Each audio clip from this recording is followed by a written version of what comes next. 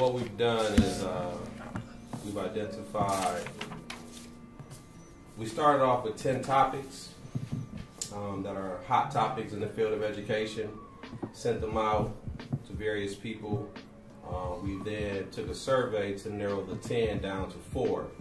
And what we have here are 4 topics that we feel as though if we discuss these in depth and in detail, it will put us a little closer to solving some of the problems that exist in the field of education. Within today's session, we'll get through these 4. The conversation is free-flowing. One thing we try to do is honor whoever has the floor, not step on anyone's talk, but by all means, if whomever in the room doesn't agree with what's being said, feel free to speak your perspective or your viewpoint as well.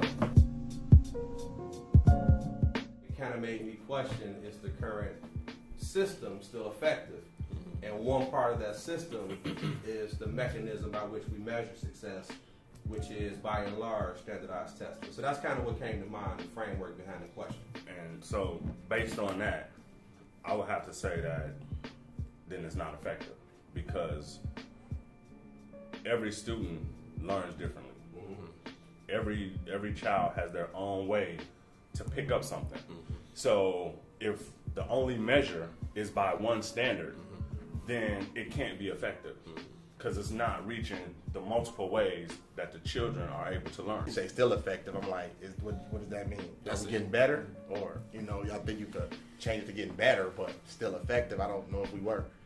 A lot of times the next level meant to work in factories, and so when the system was initially created, it was built along factory lines, and so it was effective in that manner. But in this day and age, people aren't going off to factories. Most people aren't.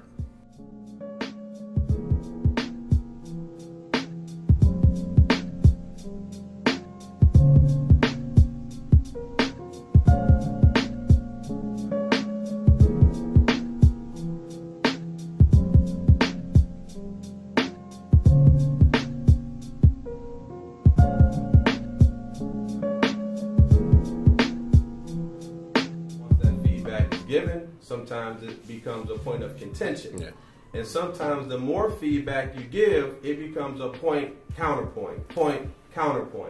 So I think it is best that as an administrator, you go beyond that and acknowledge that that may be where the conversation goes. Although they look like a conversation, it's like if you did a survey of teachers in, say, Detroit, right?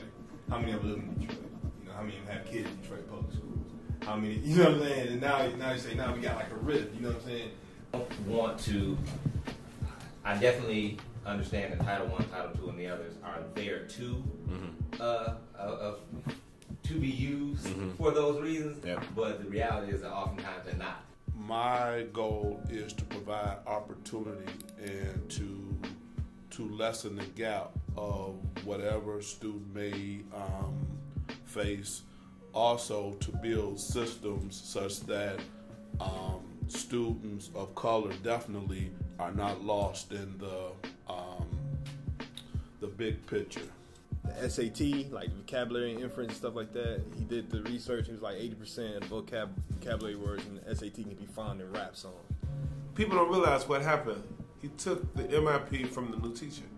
So who's coming into this?